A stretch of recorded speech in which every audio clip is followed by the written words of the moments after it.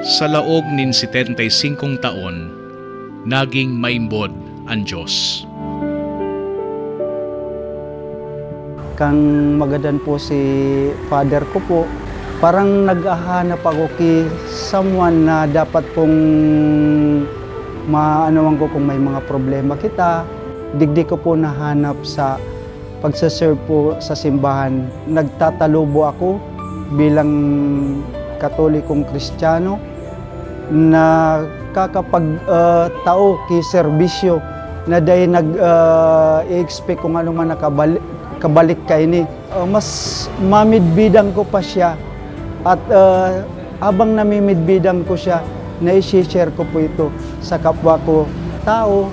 And then as public servant, wala po kitang pigpipili, kundi ito pong makapagserbi ayon po duman sa kagustuhan kan sa toyang mahal na Diyos po.